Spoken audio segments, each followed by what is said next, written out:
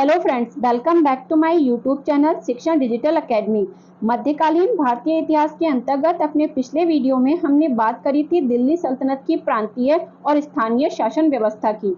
आज के इस वीडियो में हम बात करने वाले हैं दिल्ली सल्तनत की आर्थिक व्यवस्था के बारे में। वीडियो शुरू करने से पहले अगर अभी तक आपने मेरे चैनल को सब्सक्राइब नहीं किया है तो इसे सब्सक्राइब करें, शेयर करें तथा बेल आइकन प्रेस करना बिल्कुल ना भूलें, जिससे आपको मेरे आगे आने वाले सभी वीडियोस की नोटिफिकेशन प्राप्त हो सके। तो चलिए शुरू करते हैं आज का वीडियो और देखते हैं दिल्ली सल्तनत की आर्थिक व्यवस्था को। बात करें अगर आर्थिक व्यवस्था की तो सबसे पहले हम देखेंगे कि दिल्ली सल्तनत के समय पर कौन कौन से कर लगाए जाते थे। तो बात करें अगर दिल्ली सल्तनत की तो 5 प्रकार के जो कर थे वो यहाँ पर लगाए जाते थे।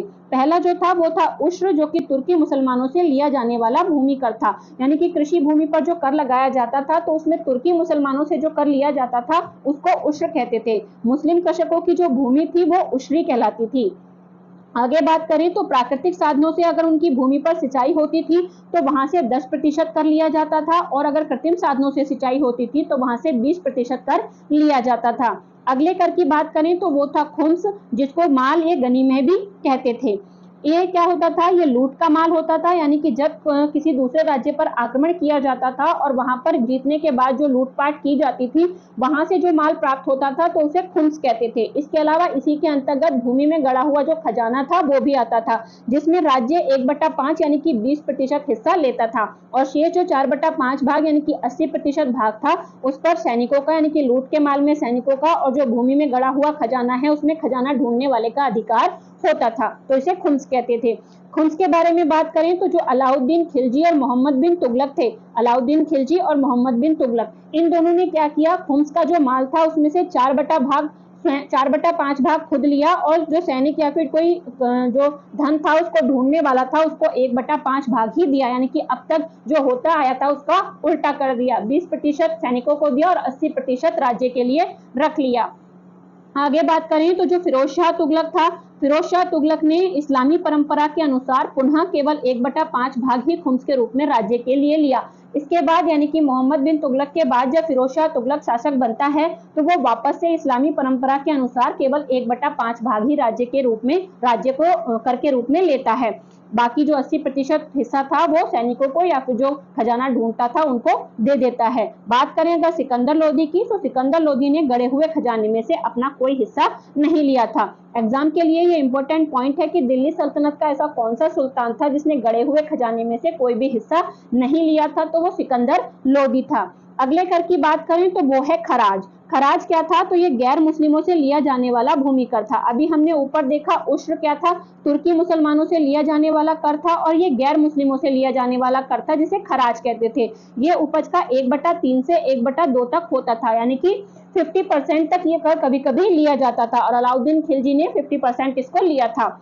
खराज ना देने वाले क्षेत्रों को मवास घोषित कर दिया जाता था और बाद में उन्हें दंड दिया जाता था अगर कोई खराज जमा नहीं करता था। तो खिदमती क्या था, तो खिदमती जो अधीनस्थ पराजित शासक होते थे, यानी कि जिन शासकों को हरा दिया जाता था और वो सुल्तान के अधीनस्थ कार्य करते थे तो उनसे जो खराज प्राप्त होता था उसे खिदमती कहते थे।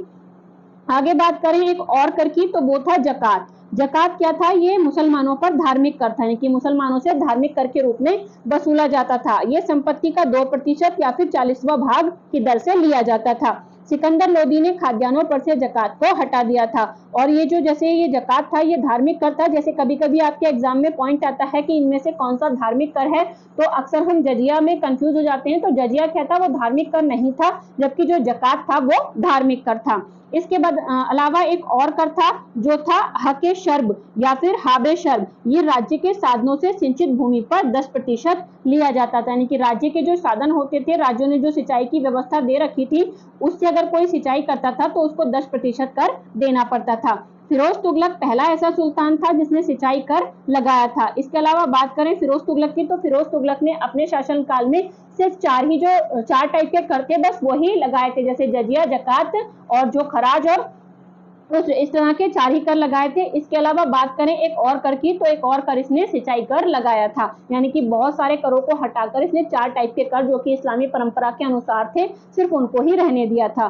कृषि विकास की बात करें तो फिरोज शाह तुगलक ने पूर्वी पंजाब में राजवाही और उलूक खानी नामक 2 नहरें भी खुदवाई थी। ये भी एग्जाम की दृष्टि से महत्वपूर्ण पॉइंट है कि जो राजवाही और उलूक खानी थी वो क्या थी, तो वो 2 नहरें थी जो कि फिरोज शाह तुगलक ने खुदवाई थी।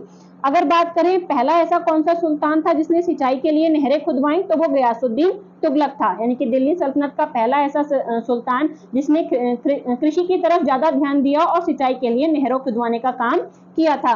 आगे बात करें जजिया की, तो जजिया क्या था, गैर मुसलमानों से लिया जाने वाला कर था। यह धार्मिक कर नहीं था, गैर मुसलमानों से लिया जाने वाला कर था, जिसके बदले उनके जीवन और संपत्ति की सुरक्षा होती थी, क्योंकि वो उस शासक के जो सल्तनत थी उसके अंदर रह रहे हैं, तो उसके जीवन और जो पूरी संपत्ति होती थी उसकी सुरक्षा करने के बदले जो गैर मुस्लिम थे उनसे जजिया लिया जाता था। और इसके अलावा यानी कि जजिया कर देने की वजह से वो सैनिक सेवा से मुक्त कर दिए जाते थे, यानी कि फिर बाद में उनको सुल्तान की सेना में भर्ती होने की कोई आवश्यकता नहीं होती थी। बात करें जजिया के बारे में कुछ और महत्वपूर्ण तथ्यों की, तो पहले जजिया भू राजस्व के साथ वसूला जाता था, यानी कि जो भू राजस्व था जिसे खराज कहते थे उसी के साथ इसको ले लिया जाता था। बाद में फिरोज शाह तुगलक के काल से यह पृथक रूप से वसूला जाने लगा। इसके अलावा स्त्रियां, बच्चे, साधु, पागल और भिखारी जो थे वो इस कर से मुक्त होते थे, यानी कि इनसे जजिया कर नहीं लिया जाता था।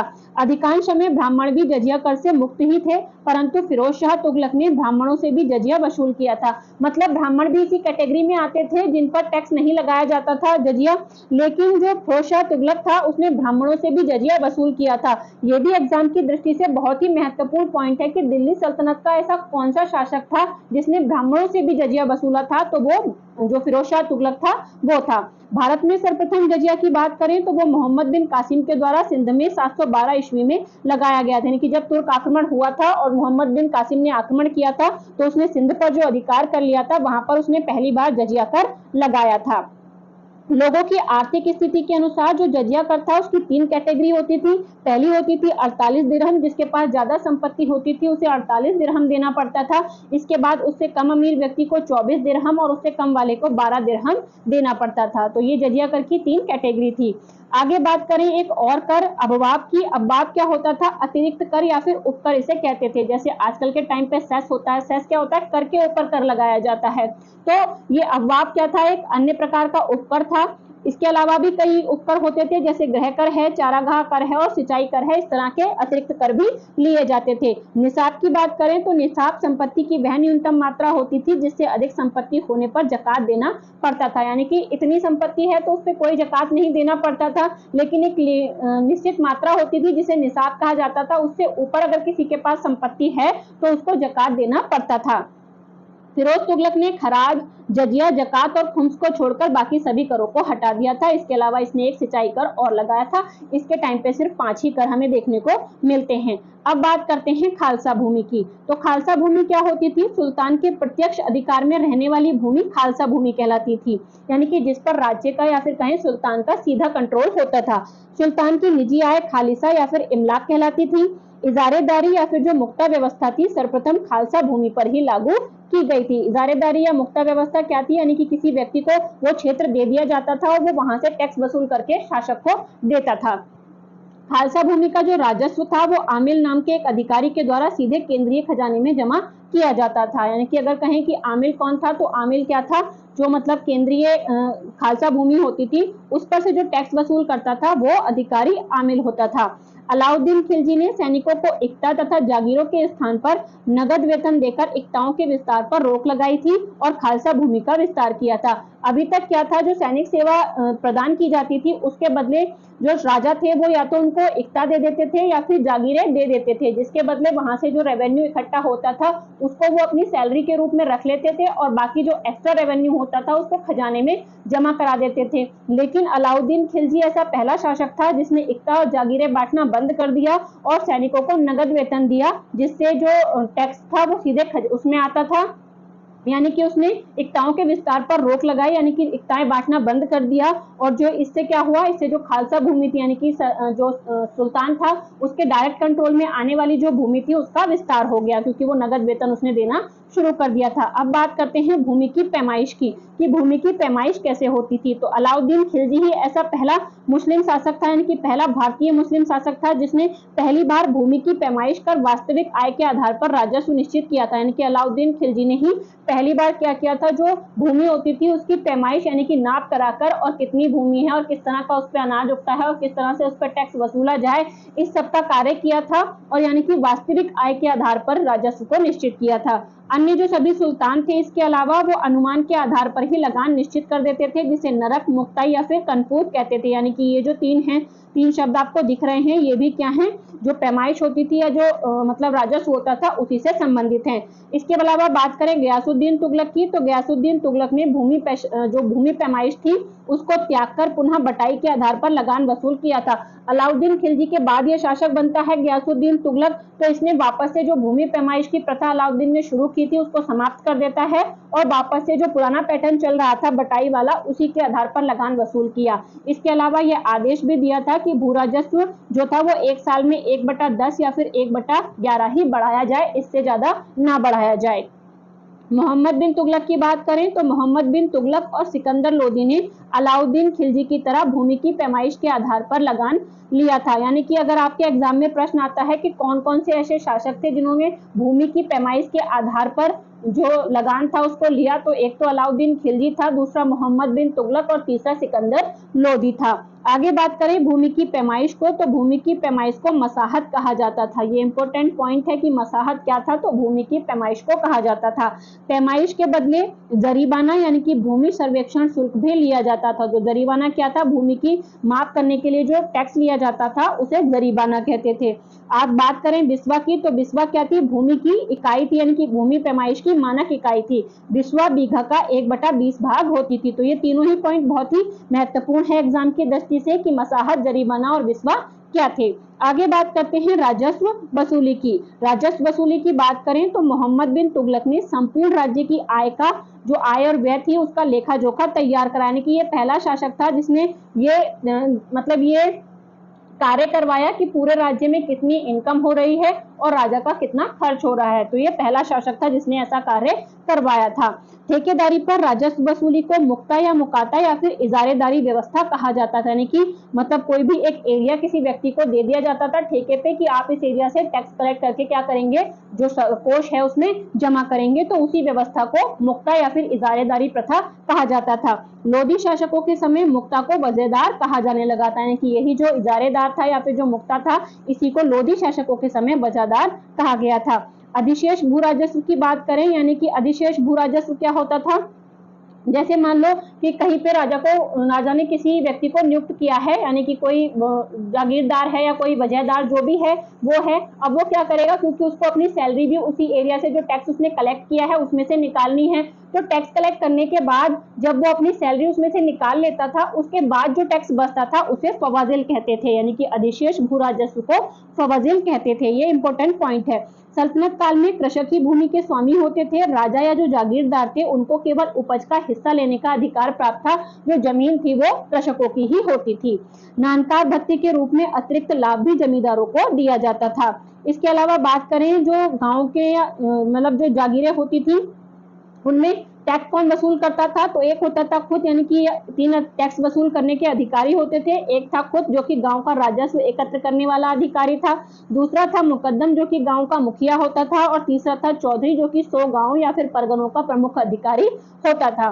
बात करें सल्तनत काल में लगान की, तो सल्तनत काल में लगान नगद या फिर अनाज दोनों के रूप में ही लिया जाता था, लेकिन इब्राहिम लोदी ने लगान खाद्यान्न के रूप में लेने का हुक्म दिया था। यानी कि ये ऐसा शासक था जिसने लगान को खाद्यान्न के रूप में लिया, नगद नहीं लिया।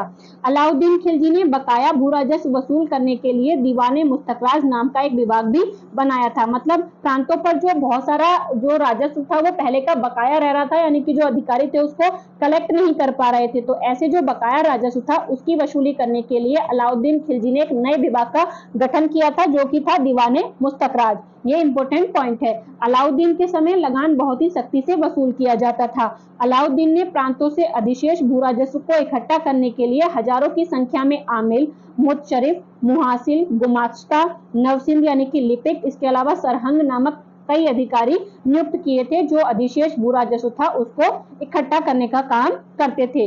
अलाउद्दीन खिलजी ने चौधरी, खुद और जो मुकद्दम थे जिनको अभी हमने पीछे देखा उनके अधिकार छीन लिए थे, और ये जो ऊपर हमने अधिकारी पढ़े इनकी नियुक्ति टैक्स वसूल करने के लिए लगाई थी। गयासुद्दीन तुगलक की बात करें तो गयासुद्दीन तुगलक ने जो ये खुद चौधरी और मुकद्दम थे उनको उनके अधिकार वापस कर दिए थे जो अलाउद्दीन खिलजी ने छीन लिए थे। प्रांतों में बही खातों की जांच करने के लिए साहिबे दीवान नाम एक अधिकारी की नियुक्ति की गई थी और यह सीधे केंद्र को सूचनाएं देता था।